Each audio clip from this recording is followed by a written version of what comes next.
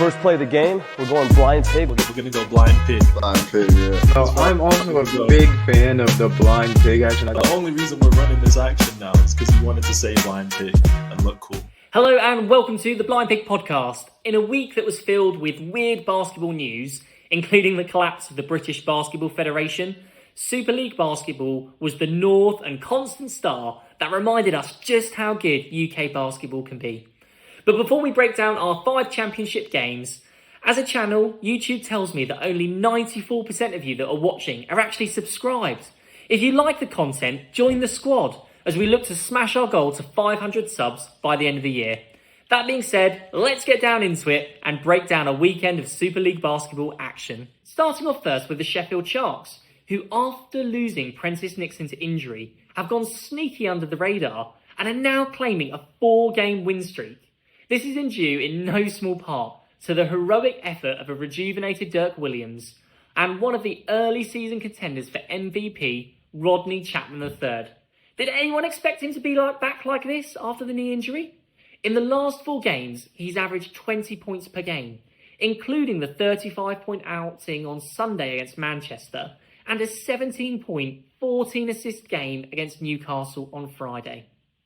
Another huge boon for Atiba Lions has been the much improved play, or maybe it's just because he's getting the time, but the dynamic play of Rodney Glasgow Jr. and William Lee being willing to attack the rim and smash home dunks. In the Friday night game, it had to be said that the Sharks overcame a hostile crowd and nervous refereeing to secure a 99-95 victory. What makes this game remarkable is that the Sharks lost Jalen Deloach early in the third quarter to an unsportsmanlike foul. The unsportsmanlike foul was not an unsportsmanlike foul. It was a terrible call from the referee, absolutely horrendous. It was the equivalent of someone turning around and accidentally touching someone's arm. But that, coupled with a technical foul, was enough to get him chucked out. I thought that sanity was going to prevail when the 2 refs gathered together at mid-court to talk about who was the foul was on. I was like, no way can this be an unsportsman. But what can you say? Nervous refereeing. Sitting at home, I knew this is when the old Sharks would collapse. And I had a tweet drafted ready to fire out into the universe saying this would be the first tee of many. Just wait until Atiba gets a tech.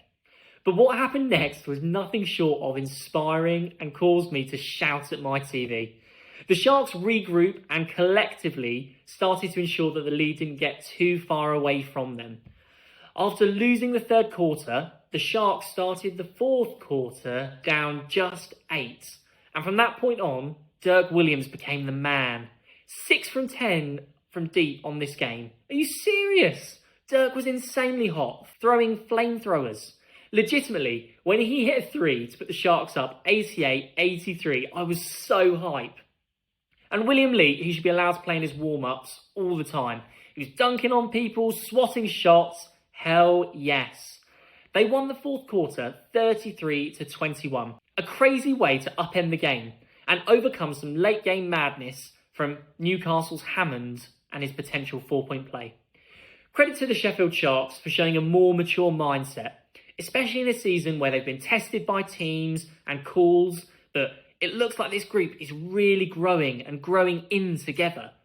The Sharks get a head start on the international break and have got to be happy that hopefully by the time they're back, we might see the return of both Prentice Nixon and Mervyn James. The teams on the other side of Sheffield's victories are sliding. Newcastle hasn't won since the 26th of September and dropped the last 6 straight. Malcolm Smith was a DNP coach's decision and seems to have really fallen out of the rotation, if not due to an injury, but there's been nothing reported.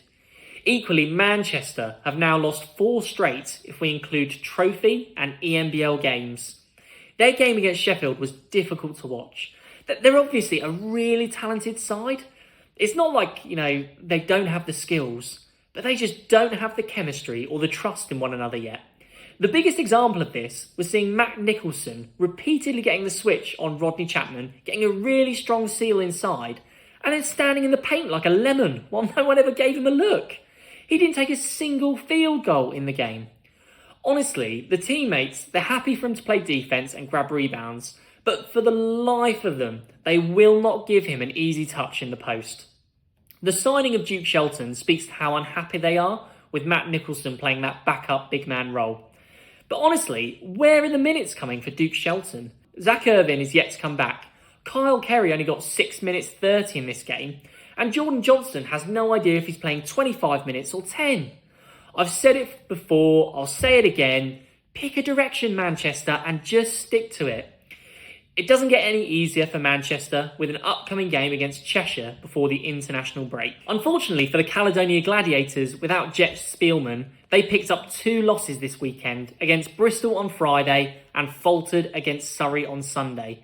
And it was really disappointing to see them be really competitive on Friday and sliding into disorganisation and really poor performance. And it was epitomised by an avalanche of points for Surrey in the second quarter. They simply moved to a 3-2 zone. It totally discombobulated the Gladiators' offence. And then they were able to go, find the right players, make the right plays, and went on a scoring run. The Glads have to have higher basketball IQ. They've got to be able to work the ball inside, throw a high-low, overload the zone, something. There was also obvious frustration with Caledonia's Toto Fagbenle, who seems to be running out of road in Caledonia, if not with the team, just the commentary. In this game, he had more turnovers than he had points. And he has the physical gifts, but there just might not be the motor to kind of go with that. They lost the second quarter to Surrey, 29-12, and everything from there was just academic. This was a really important win for Surrey. That moves them up into 5th place in the championship with a 3-3 record. They have one more win than Newcastle and Caledonia, and less losses than Manchester and Leicester. Subscribe now. Moving into the weekend's sauciest game, London renewed their rivalry with Cheshire, playing in Cheshire. And for a half of basketball, it looked too good to be true. Shout out to Matt Zona, who legitimately played out of his mind, and Jackson Brenchley was also a standout.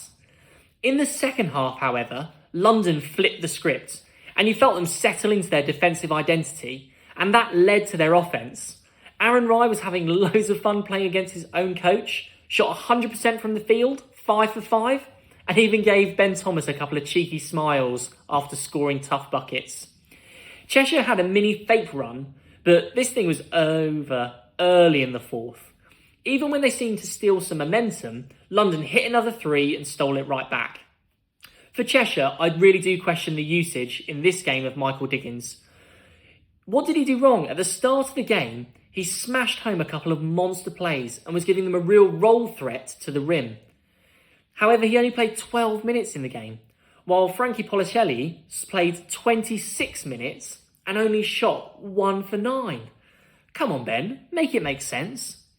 Cheshire have an equally spicy game coming up this weekend on Sunday as they play Bristol and Cam Holden. And Cam Holden, of course, is making his return to Ellesmere Port. Listen, this is my plea to the league. The game starts at 5:30, but start the live stream earlier at 5, because I don't want to miss a damn thing between these two teams. I want to see every look, every sarcastic smile, everything they do in warm-ups. I want to see how the Cheshire fans react when Cam Holden is introduced. In fact, just give me the Cam. Let me choose an option to just watch him for the entire game. Bristol lost last time against Cheshire because they made it about Cam trying to beat Cheshire. But I reckon this time Bristol are going to be more disciplined. They're going to take the fight to them, and we're about to see a huge road win for the Flyers. Final thoughts, I just want to give a bit of a shout out to Omak in Bristol. Obviously, he had to step away due to some personal reasons. And just personally, brother, it's great to have you back. We missed you. Go kick some ass. Make sure you smash the like button, hit subscribe, and let us know what your takes are below. Appreciate you guys.